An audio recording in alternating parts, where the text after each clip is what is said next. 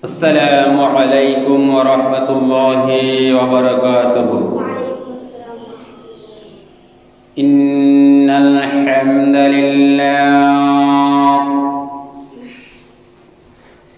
নাহমাদুহু ওয়া নাস্তাঈনুহু ওয়া নাস্তাগফিরুহু ওয়া নু'মিনু বিহি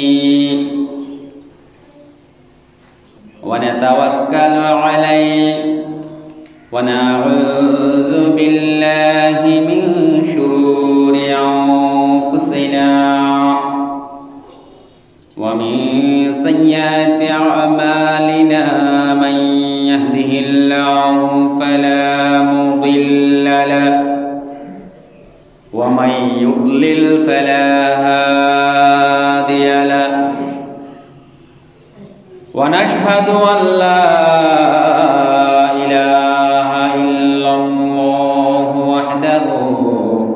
لا شريك له الذي أرسله الله تعالى بالحق بشيرا ونذيرا وداعيا إلى الله بإذنه وسراجا منيرا فقد قال الله تعالى في شأن حبيبه في كلامه المجيد وفرقانه الحميد أعوذ بالله من الشيطان الرجيم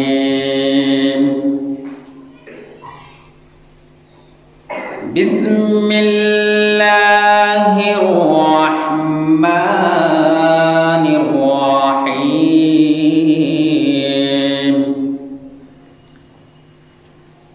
إن الله وملائكته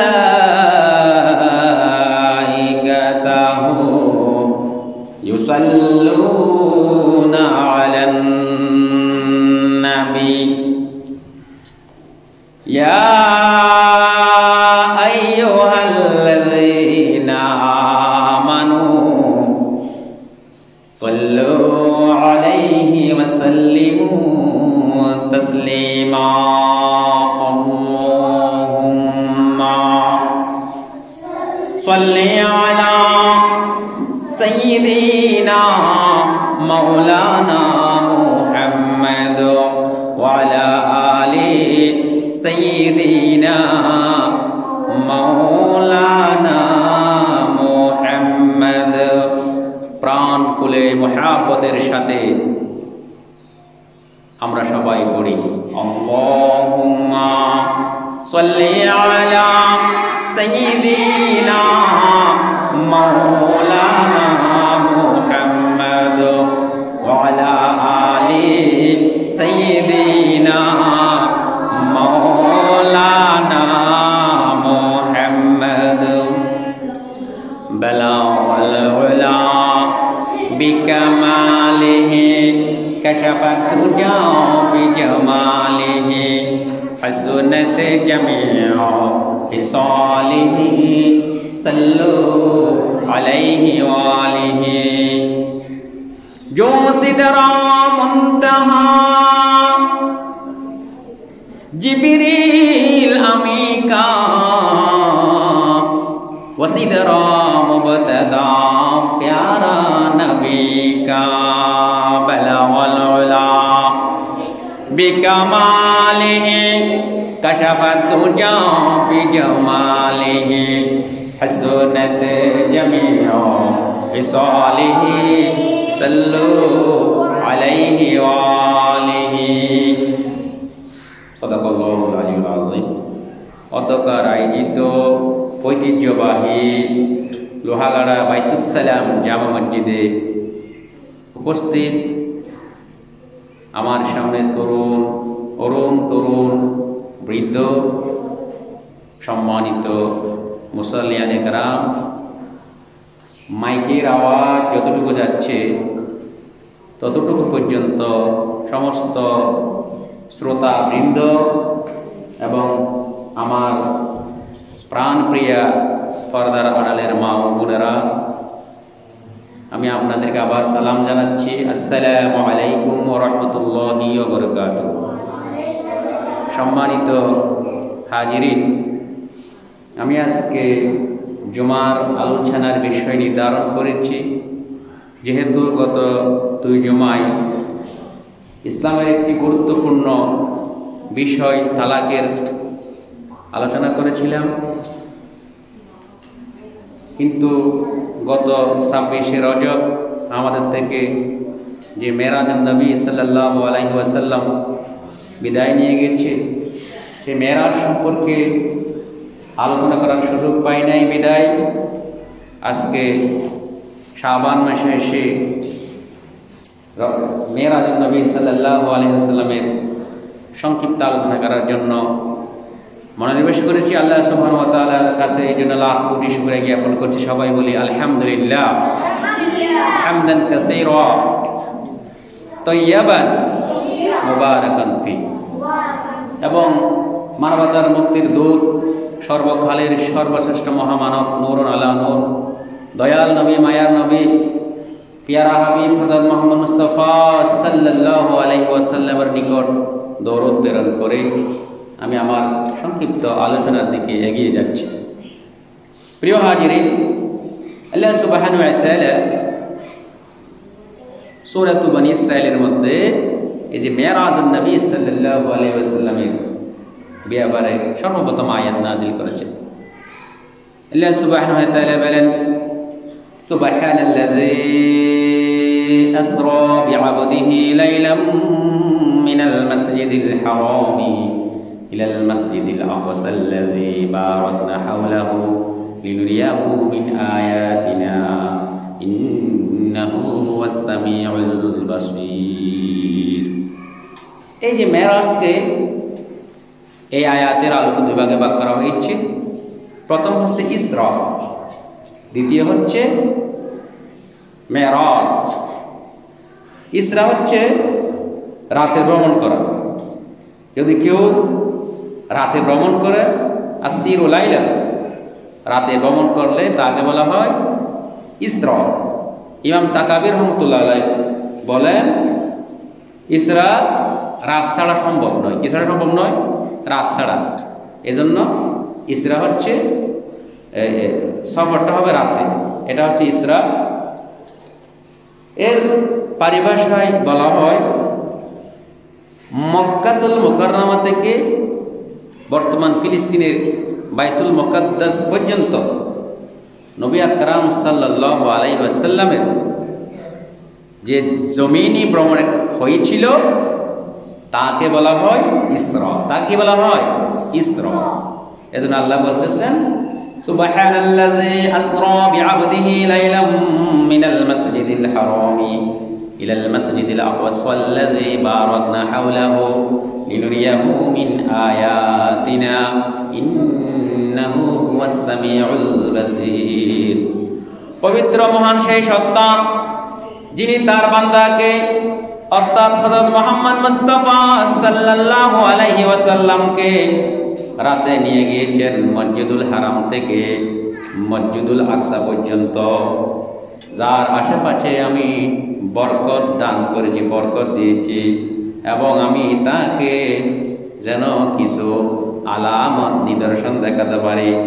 আল্লাহ সুবহানাহু ওয়া তাআলা হচ্ছেন সর্বশ্রোতা, তিনি সবকিছু শুনেন, সর্বদ্রষ্টা, তিনি সবকিছু দেখেন।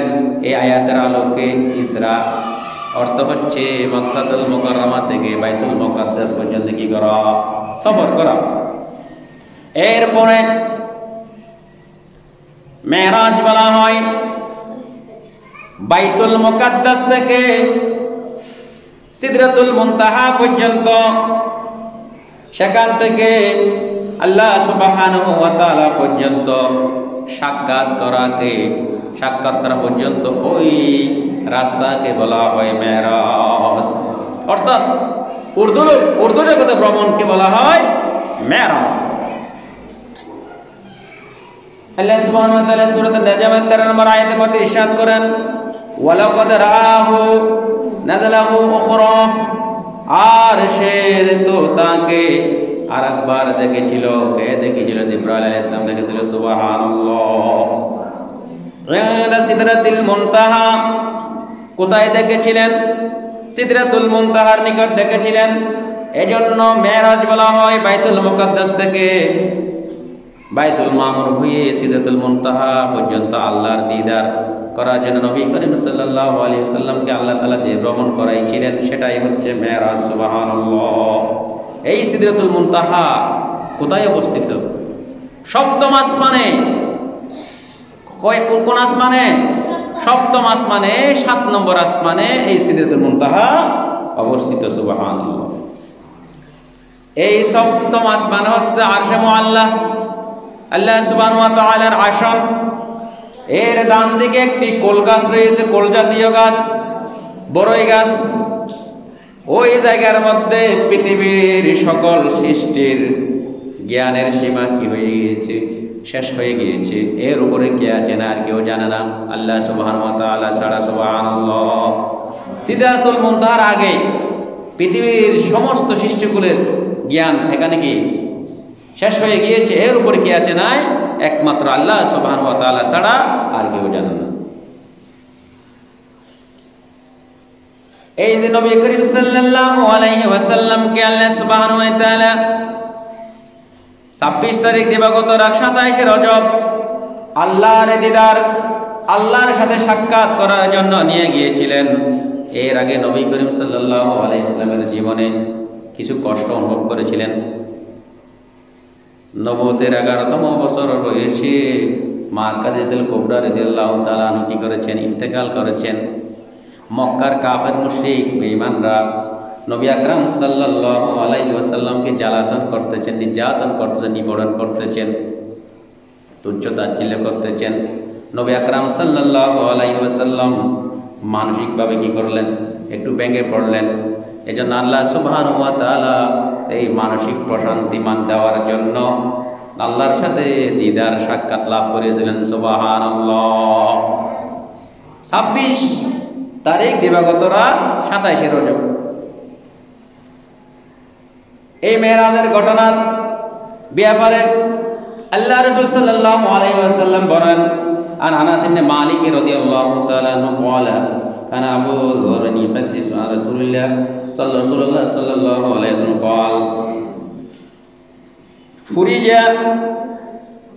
عن سقف بيتي وانا بمكة فنزل جبريل ففرج صدري ثم غسله بماء زمزم ثم جاء بطست من ذهب ممتلئ حكمة وإيمانا فأقرأ وهو في صدري ثم أطبقه।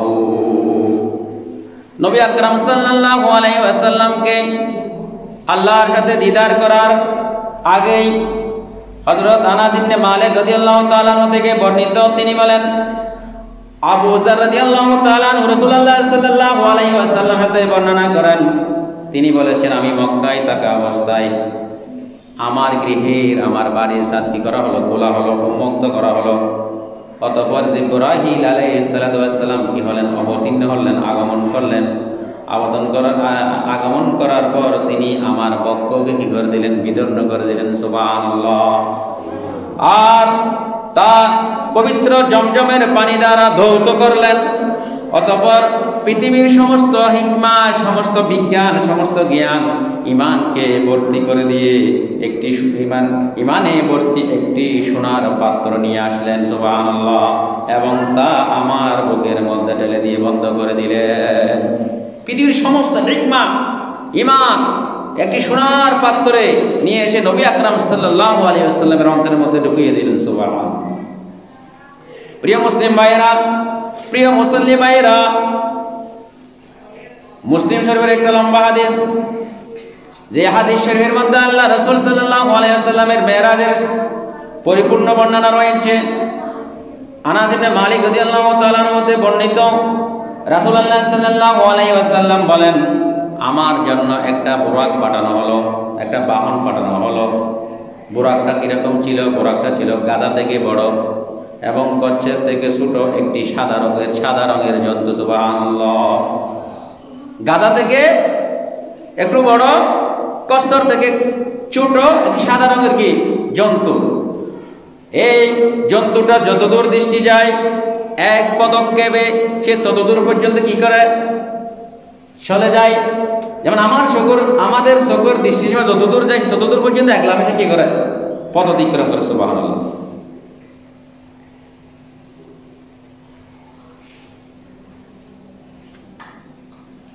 এরপর নবী আকরাম সাল্লাল্লাহু আলাইহি ওয়াসাল্লামকে ওই বুরাক নামক বাহনের মধ্যে কি করা হলো? চড়ানো হলো। আরোহণ করলেন আল্লাহ রাসূল সাল্লাল্লাহু আলাইহি ওয়াসাল্লাম এবং বাইতুল মুকাদ্দাস পর্যন্ত ওই বুরাকে আরোহণ করে কি করলেন? তিনি আগমন করলেন। তারপর অন্যান্য আম্বিয়া কেরাম নবী রাসূলরা যেখানে তাদের বাহনগুলা কি করতেন? বাঁধতেন বাইতুল মুকাদ্দাসের কুটিতে। সেই কুটির সাথে আল্লাহ রাসূল সাল্লাল্লাহু আলাইহি ওয়াসাল্লাম ওই বুরাক নামক জন্তুটা কি করলেন? বাঁধলেন। এরপরে নবী আকরাম সাল্লাল্লাহু আলাইহি ওয়াসাল্লাম বলেন, আমি মসজিদে প্রবেশ করলাম এবং 2 রাকাত সালাত আদায় করে বের হলাম। এমত অবস্থায় জিবরাইল আলাইহিস সালাতু ওয়াস সালাম শরাবের একটা পাত্র এবং একটি দুধের পাত্র নিয়ে আমার কাছে এলেন। সুবহানাল্লাহ। তখন নবী করিম সাল্লাল্লাহু আলাইহি ওয়াসাল্লাম বললেন, আমি দুধের পান পাত্রটা গ্রহণ করলাম। জিবরাইল আলাইহিস সালাম বললেন, আপনি পিতরকে গ্রহণ করলেন, এই জন্য জিবরাইল আলাইহিস সালাম কি হয়ে গেছিলেন? খুশি হয়ে গেছিলেন। এরপরে জিবরাইল আলাইহিস সালাম আরো বললেন, সমস্ত প্রশংসা সেই আল্লাহর যিনি আপনাকে সঠিক পথ দেখিয়েছেন, স্বাভাবিক পথ দেখিয়েছেন। সুবহানাল্লাহ।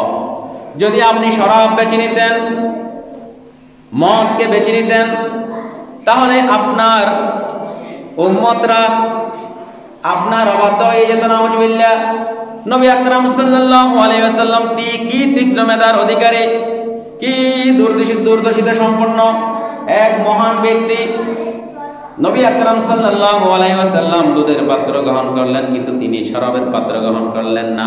এজন্য জিবরাইল আলাইহিস সালাম খুশি হয়ে বললেন, আপনি যদি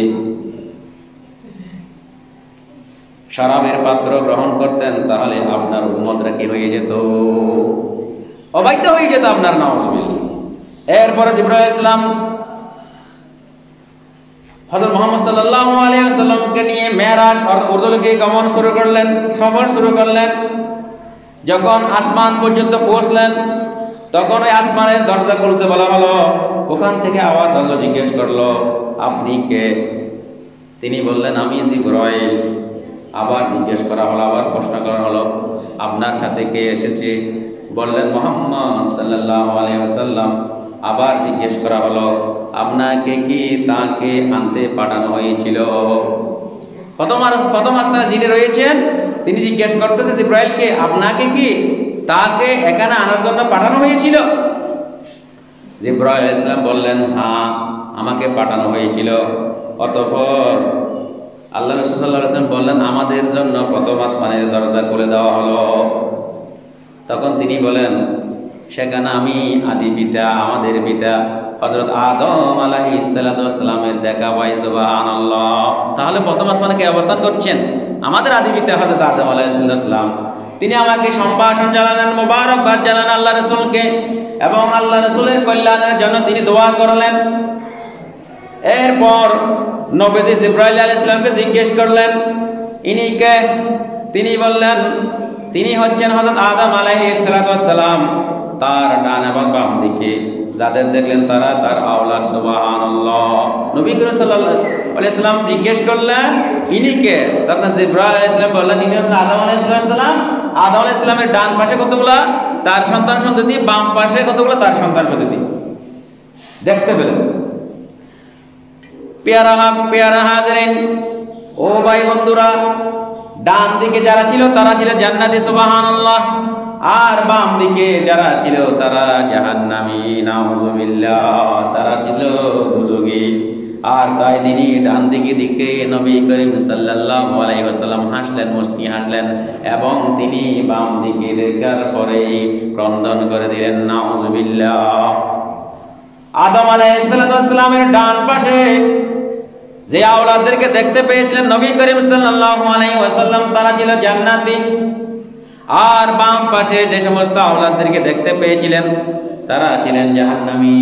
এই জন্য নবী করিম সাল্লাল্লাহু আলাইহি ওয়াসাল্লাম ডান পাশের আওলাদকে দেখে মুস্কি হাসলেন খুশি হয়ে। বাম পাশের আওলাদদেরকে দেখে তিনি কি করলেন? ক্রন্দন করলেন, সুবহানাল্লাহ। এরপরে জিবরাইল আলাইহিস সালাম নবী আকরাম সাল্লাল্লাহু আলাইহি ওয়াসাল্লামকে প্রথম আসমানের পরে দ্বিতীয় আসমানের দিকে এগিয়ে যাচ্ছিলেন। জিজ্ঞেস করা হলো, দ্বিতীয় আসমানের যিনি দায়িত্ব রয়েছেন আপনার সাথে কে? তিনি বললেন, মুহাম্মদ। জিজ্ঞেস করা হলো, তাকে কি আনতে পাঠানো হয়েছিল? বললেন, হ্যাঁ পাঠানো হয়েছিল। তারপর আমাদের জন্য দরজা খুলে দেওয়া হলো দ্বিতীয় আসমানের। সেখানে আমি হযরত ঈসা ইবনে মারইয়াম আলাইহিস সালাতু ওয়াস সালামকে দেখতে পেলাম, সুবহানাল্লাহ। এবং ইয়াহইয়া ইবনে জাকারিয়া আলাইহিস সালাতু ওয়াস সালাম, তারা ছিল দুইজন খালাতো ভাই, তাদের দেখতে পেলাম। তারা আমাকে মারহাবা বললেন। কাকে মারহাবা বললেন? আল্লাহর রাসূলকে মারহাবা বললেন এবং আমার জন্য কল্যাণের দোয়া করলেন। এরপর আবার জিবরাইল আলাইহিস সালাম দ্বিতীয় আসমানের পরে তৃতীয় আসমানের দিকে এগিয়ে যাচ্ছিলেন বুরাক নিয়ে, হযরত মুহাম্মদ সাল্লাল্লাহু আলাইহি ওয়াসাল্লামকে সাথে নিয়ে। তৃতীয় আসমানের দ্বার প্রান্তে যখন পৌঁছে গেলেন, যখন জিবরাইল আলাইহিস সালাম দরজা খুলতে বললেন, জিজ্ঞেস করা হলো একইভাবে, কে? তিনি বললেন, জিবরাইল। জিজ্ঞাসা করা হলো, আপনার সাথে কে? তিনি বললেন, মুহাম্মদ। জিজ্ঞেস করা হলো, আপনাকে কি তাকে আনতে পাঠানো হয়েছিল? তিনি বললেন, হ্যাঁ আমাকে পাঠানো হয়েছিল। তারপর আল্লাহ রাসূল সাল্লাল্লাহু আলাইহি ওয়াসাল্লাম বললেন, আমাদের জন্য তৃতীয় আসমানের দরজা খুলে দেওয়া হলো। সেখানে হযরত ইউসুফ আলাইহিস সালামকে দেখা হলো। ইউসুফ আলাইহিস সালামকে দেখতে পেলাম। এই ইউসুফ আলাইহিস সালামকে আল্লাহ সুবহানাহু ওয়া তাআলা পৃথিবীর অর্ধেক সৌন্দর্য কি করেছিলেন? দান করেছিলেন, সুবহানাল্লাহ। এই ইউসুফ আলাইহিস সালাম ও নবী করিম সাল্লাল্লাহু আলাইহি ওয়াসাল্লামকে মারহাবা বললেন, সম্ভাষণ জানালেন এবং নবী করিম সাল্লাল্লাহু আলাইহি ওয়াসাল্লামের কল্যাণের জন্য দোয়া করলেন। এরপরে নবী করিম সাল্লাল্লাহু আলাইহি ওয়াসাল্লাম আবার ওই আসমান থেকে উপরের আসমানের দিকে জিবরাইল আলাইহিস সালামকে সাথে নিয়ে উর্দুলে গমন করতে লাগলেন চতুর্থ আসমানের দিকে। যখন চতুর্থ আসমানের দ্বার প্রান্তে পৌঁছে দরজা খুলতে বললেন, জিজ্ঞেস করা হলো একইভাবে, কে? তিনি বললেন, জিবরাইল। জিজ্ঞাসা করা হলো, আপনার সাথে কে? তখন জিবরাইল আলাইহিস সালাম বললেন, মুহাম্মদ। জিজ্ঞেস করা হলো, আপনাকে কি তাকে আনতে পাঠানো হয়েছিল? তিনি বললেন, হ্যাঁ পাঠানো হয়েছিল। তারপর আমাদের জন্য দরজা খুলে দেওয়া হলো মুহাম্মদ সাল্লাল্লাহু আলাইহি ওয়াসাল্লাম, জিবরাইল আলাইহিস সালাম বুরাকের জন্য। সেখানে ইদ্রিস আলাইহিস সালামের সাথে দেখা হলো। তিনি আমাকে মারহাবা বললেন এবং আমার কল্যাণের জন্য দোয়া করলেন। আল্লাহ তাআলা তার সম্পর্কে ইরশাদ করেছেন, আমি তাকে উন্নীত করেছি উচ্চ মর্যাদায়। কার ব্যাপারে? ইদ্রিস আলাইহিস সালামের। তাহলে চতুর্থ আসমানে দেখা হয়েছে হযরত ইদ্রিস আলাইহিস সালামের সাথে। এরপর আবার নবী করিম সাল্লাল্লাহু আলাইহি ওয়াসাল্লাম তার সাথে দেখা করে উপর দিকে উঠতে লাগলেন পঞ্চম আসমানের দিকে। পঞ্চম আসমানের দ্বার প্রান্তে পৌঁছে দরজা খুলতে বললেন, জিবরাইল আলাইহিস সালাম। জিজ্ঞেস করা হলো, আপনি কে? তিনি বললেন, জিবরাইল। জিজ্ঞেস করা হলো, আপনার সাথে কে? তিনি বললেন, মুহাম্মদ সাল্লাল্লাহু আলাইহি ওয়াসাল্লাম। জিজ্ঞেস করা হলো, আপনাকে কি তাকে আনতে পাঠানো হয়েছিল? তিনি বললেন, হ্যাঁ পাঠানো হয়েছিল। তারপর আমাদের জন্য দ্বার খুলে দেওয়া হলো। নবী সাল্লাল্লাহু বললেন, সেখানে হারুন আলাইহিস সালামের দেখা পেলাম, যিনি ছিলেন মূসা আলাইহিস সালামের ভাই, সুবহানাল্লাহ। একইভাবে তিনি আবার নবী করিম সাল্লাল্লাহু আলাইহি ওয়াসাল্লাম মারহাবা জানালেন, তার জন্য কল্যাণের দোয়া করলেন। এরপর নবী করিম সাল্লাল্লাহু আলাইহি ওয়াসাল্লাম আবার পুনরায় ষষ্ঠ আসমানের দিকে অগ্রসর হতে লাগলেন। ষষ্ঠ আসমানে একইভাবে প্রশ্ন করা হলো, একইভাবে জিজ্ঞেস করা হলো। জিজ্ঞেস করার পর একইভাবে দোয়া করা হলো। দোয়া করার পরে আবার ওখান থেকে সেখানে তিনি দেখতে পেলেন হযরত মূসা আলাইহিস সালামকে। ষষ্ঠ আসমানে তিনি হযরত মূসা আলাইহিস সালামকে দেখতে পেলেন, যার সাথে সবচেয়ে বেশি কথা বলেছেন। তিনিও নবী করিম সাল্লাল্লাহু আলাইহি ওয়াসাল্লামকে মারহাবা বললেন, সম্ভাষণ জানালেন, দোয়া করলেন, কল্যাণের জন্য দোয়া।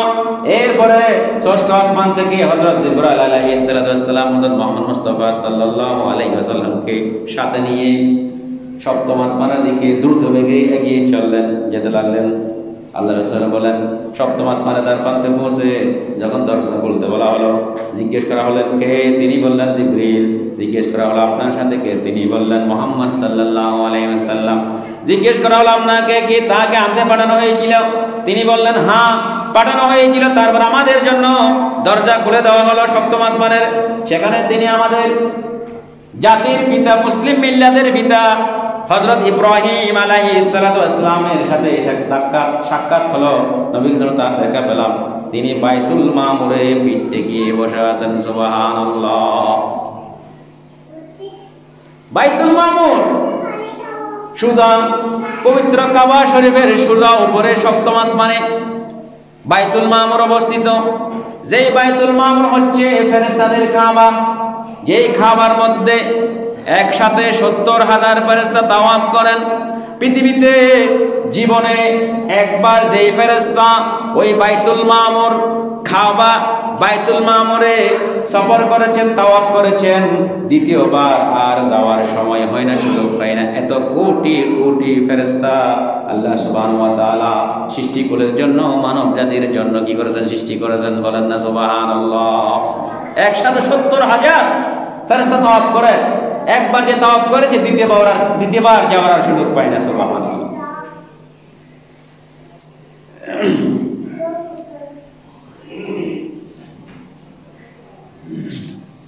এরপরে রাসূলুল্লাহ সাল্লাল্লাহু আলাইহি ওয়াসাল্লাম বলেছেন, মিরাজের রাতে আমি ইব্রাহিম আলাইহিস সালাতু ওয়াস সালামের সঙ্গে দেখা করেছি। তিনি বললেন, হে মুহাম্মদ, আপনার উম্মতকে আমার সালাম পৌঁছিয়ে দেন এবং তাদেরকে জানান যে জান্নাতের জমিন অতীব সুগন্ধি, সমৃদ্ধ এবং সেখানকার পানি অত্যন্ত সুস্বাদু, অত্যন্ত মজাদার। তা একটি সমতল ভূমি এবং তার গাছপালা হলো সুবহানাল্লাহি ওয়ালহামদুলিল্লাহি ওয়ালা ইলাহা ইল্লাল্লাহু ওয়াল্লাহু আকবার। এই জিকিরের কথা বললেন ইব্রাহিম আলাইহিস সালাম সপ্তম আসমান। বাইতুল মামুর নামে বাইতুল্লাহর সামনে আকাশের উপর একটি ঘর আছে। এই বাইতুল মামুর এজন্য বলা হয় যে সব সময় ঘরটি সমৃদ্ধ থাকে, অর্থাৎ প্রত্যেকদিন নতুন ভাবে 70,000 ফেরেশতা ইবাদতের জন্য আসে। বাইতুল মামুর সপ্তম আকাশে অবস্থিত। ইব্রাহিম আলাইহিস সালাম বাইতুল মামুরের দিকে পিঠ করে কি করতেন? বসেছিলেন। এই যে ইব্রাহিম যে এখানে বসেছিলেন, এই হাদিস এটাই প্রমাণ করে। এরপরে জিবরাইল আলাইহিস সালাম আল্লাহর দিদার, আল্লাহর সাক্ষাৎ লাভ করার জন্য দ্রুতবেগে ছুটতে লাগলেন। ইব্রাহিম আলাইহিস সালামের সাথে বিদায় নিয়ে তারপর জিবরাইল ইসলাম নবী করিম সাল্লাল্লাহু আলাইহি ওয়াসাল্লাম বললেন, আমাকে সিদরাতুল মুনতাহায় নিয়ে গেলেন। সিদরাতুল মুনতাহার একটা হচ্ছে বড়ই গাছ, কোল গাছ। ওই গাছের পাতাগুলো ছিল বড় বড়, হাতি রয়েছে না, হাতির কানের মতো পাতাগুলা, এবং ফলগুলো ছিল বিরাট বিরাট মটকার মতো। বড়ইগুলো ছিল মটকার মতো বড় বড়। রাসূলুল্লাহ সাল্লাল্লাহু আলাইহি ওয়াসাল্লাম বলেন, সেই বৃক্ষটিকে যখন আল্লাহর নির্দেশে যা আবৃত করে তখন তা পরিবর্তিত হয়ে যায়। বিভিন্ন ভাবে বিভিন্ন রূপ ধারণ করে। বড়ই গাছটা অনেক ধরনের রং, অনেক কালার হয়ে যায়। যেটা নির্দেশ করে সেটা রূপ ধারণ করে আল্লাহ নির্দেশ। এই যে বড়ই গাছ, সিদরাতুল মুনতাহার সৌন্দর্য নবী করিম সাল্লাল্লাহু আলাইহি ওয়াসাল্লাম বললেন সৃষ্টিকুলের কারোর পক্ষে বর্ণনা করা সম্ভব নয়। এইজন্য কবি বলেন, জো সিদরা মুনতাহা জিবরিল আমিকা ওয়া সিদরা মুবতাদা প্যারা নবিকা। এই সিদরাতুল মুনতাহার আগে জিবরাইল সাহেবের পথ বন্ধ হয়ে গেছে ফেরেশতা, এবার উপর ওঠার কোনো কি নাই, সুযোগ নাই। এরপরে উপর ওঠার জন্য সংক্ষেপ করতেছি, উপর ওঠার জন্য একমাত্র আল্লাহ রাসূল সাল্লাল্লাহু আলাইহি ওয়াসাল্লামকে কি দেওয়া হয়েছে? অনুমতি দেওয়া হয়েছে। জিবরাইল আলাইহিস সালামের পদখানেই শেষ। এরপর নবী করিম সাল্লাল্লাহু আলাইহি ওয়াসাল্লাম বুরাক থেকে নেমে রফরফ নামক আরো দ্রুতগামী আরেকটা বাহন আরোহণ করলেন। এই রফরফ নামক দ্রুতগামী বাহনটা দ্রুতবেগে সিদরাতুল মুনতাহা আল্লাহর সাথে সাক্ষাৎ করার জন্য দ্রুতবেগে ছুটতে লাগলেন। নবী আজকের দিনে মেরাজের দিনে আল্লাহ সুবহানাহু ওয়া তাআলা হচ্ছে মেজবান, নবী আকরাম সাল্লাল্লাহু আলাইহি ওয়াসাল্লাম হচ্ছে মেহমান। দ্রুত বেগে ছুটতে লাগলেন। কোন বাড়িতে যখন কাউকে দাওয়াত দেওয়া হয়, মেহমান কোনো কিছু হারিয়ে নিয়ে আসে, তখন নবী করিম সাল্লাল্লাহু আলাইহি ওয়াসাল্লাম যখন আল্লাহর সাথে সাক্ষাৎ করলেন, দিদার করলেন, আল্লাহ সুবহানাহু ওয়া তাআলার কে উপহার দিয়ে গিয়েছিলেন যে আমরা তাশাহুদ পড়ে সেই তাশাহুদ শুরু। আল্লাহ রাসূল সাল্লাল্লাহু আলাইহি ওয়াসাল্লাম আল্লাহর সাথে দিদার সাক্ষাৎ লাভ করার পরপরই বললেন আত-তাহিয়াতু লিল্লাহি ওয়াস সালাওয়াতু ওয়াত তাইয়্যিবাত, সমস্ত প্রশংসা, সকল ইবাদত, শারীরিক ইবাদত, আর্থিক ইবাদত, মানসিক ইবাদত, সমস্ত কিছু কার জন্য? আল্লাহর জন্য। এই কথা শোনার সাথে সাথে আল্লাহ সুবহানাহু ওয়া তাআলা বললেন আসসালামু আলাইনা, আসসালামু আলাইকা আইয়ুহান নাবিয়্যু ওয়া রাহমাতুল্লাহি ওয়া বারাকাতুহু। আল্লাহ সুবহানাহু ওয়া তাআলা তারপর জবাব দিলেন, হে নবী, আপনার উপর সালাম রহমত বরকত বর্ষিত হোক। এই আল্লাহর সাথে হযরত মুহাম্মদ মুস্তাফা সাল্লাল্লাহু আলাইহি ওয়াসাল্লামের এই হেওয়ার, এই কথোপকথন শুনে সমস্ত ফেরেশতারা খুশি হয়ে গেল, আনন্দিত হয়ে গেল। তখন সাথে সাথে সকল ফেরেশতারা বলতে শুরু করলো আসসালামু আলাইনা ওয়া আলা ইবাদিল্লাহিস সালিহিন, আশহাদু আল্লা ইলাহা ইল্লাল্লাহ ওয়া আশহাদু আন্না মুহাম্মাদান আবদুহু ওয়া রাসূলুহু। আমাদের উপর শান্তি বর্ষিত হোক, ফেরেশতারা বললেন, এবং যারা সালেহ সৎকর্ম করে ভালো কাজ করে তাদের উপর শান্তি বর্ষিত হোক। আমি সাক্ষ্য দিচ্ছি আল্লাহ ছাড়া কোনো ইলাহ নাই, মাবুদ নাই। হযরত মুহাম্মদ মুস্তাফা সাল্লাল্লাহু আলাইহি ওয়াসাল্লাম হচ্ছেন আল্লাহর রাসূল। সুবহানাল্লাহ। এই যে তাশাহুদ শরীফটা ওই আল্লাহর সাথে নবী করিম সাল্লাল্লাহু আলাইহি ওয়াসাল্লাম প্রথম কথা তাহিয়াতু লিল্লাহি ওয়াস সালাওয়াতু ওয়াত তাইয়্যিবাত, এতটুকু নবী কথা যাবে সম্ভাষণ, এরপর আল্লাহর বাণী আসসালামু আলাইকা আইয়ুহান নাবিয়্যু ওয়া রাহমাতুল্লাহি ওয়া বারাকাতুহু, এতটুকু আল্লাহ বলেছেন। এরপর অংশ বলেছেন ফেরেশতারা আসসালামু আলাইনা ওয়া আলা ইবাদিল্লাহিস সালিহিন, আশহাদু আল্লা ইলাহা ইল্লাল্লাহ ওয়া আশহাদু আন্না মুহাম্মাদান আবদুহু ওয়া রাসূলুহু। এই যে আল্লাহর সাথে দিদার সাক্ষাৎ পর আল্লাহ সুবহানাহু ওয়া তাআলা নবী আকরাম সাল্লাল্লাহু আলাইহি ওয়াসাল্লামকে 50 ওয়াক্ত নামাজ আমাদের জন্য উপহার হিসেবে দিয়েছেন। সুবহানাল্লাহ। এরপরে সেই নামাজ নিয়ে যখন তিনি চলে আসছিলেন ষষ্ঠ আসমানে, মুসা আলাইহিস সালাম নবী সাল্লাল্লাহু আলাইহি ওয়াসাল্লাম বললেন, আপনার উম্মত এতগুলো নামাজ কি করবেন, আদায় করবেন, আমি আল্লাহর কাছে যান। এভাবে যেতে যেতে যেতে যেতে সর্বশেষ এই 5 ওয়াক্ত নামাজ আমাদের জন্য করা হয়েছে, ফরজ করা হয়েছে। এই 5 ওয়াক্ত নামাজ যদি কেউ আদায় করে, আল্লাহ সুবহানাহু ওয়া তাআলা তাকে 50 ওয়াক্ত নামাজের সওয়াব তার আমলনামায় লিপিবদ্ধ করে দেবেন। সুবহানাল্লাহ। এই জন্য মেরাজের রজনীতে সকল মানব জাতির জন্য, সকল মানুষের জন্য আল্লাহর পক্ষ থেকে সবচেয়ে সর্বোৎকৃষ্ট বড় হাদিয়া, বড় উপহার হচ্ছে 5 ওয়াক্ত নামাজ। অথচ এই 5 ওয়াক্ত নামাজের আমার কোনো খবর নাই, আমাদের কোনো খবর নাই। এই নামাজেই কাল হাসরের ময়দানে সর্বপ্রথম আল্লাহ সুবহানাহু ওয়া তাআলা আপনার থেকে হিসাব নেবেন। আল্লাহ তাআলা নামাজের আউয়ালু মা ইউহাসাবু বিহিল আবদি ইয়াউমাল কিয়ামাতি আস-সালাহ। আল্লাহ রাসূল সাল্লাল্লাহু আলাইহি ওয়াসাল্লাম বলেন, কাল হাসরের ময়দানে আল্লাহ সুবহানাহু ওয়া তাআলা তার বান্দা থেকে সর্বপ্রথম নামাজের হিসাব নেবেন। যে নামাজটা আমরা মেরাজের রজনীতে কি পেয়েছি, উপহার হিসেবে পেয়েছি। আল্লাহ সুবহানাহু ওয়া তাআলা আজকে মেরাজের যে সংক্ষিপ্ত আলোচনা করেছি, আমাদের সকলকে সে অনুযায়ী আমল করার তৌফিক দান করুন। সকলে বলেন আমিন।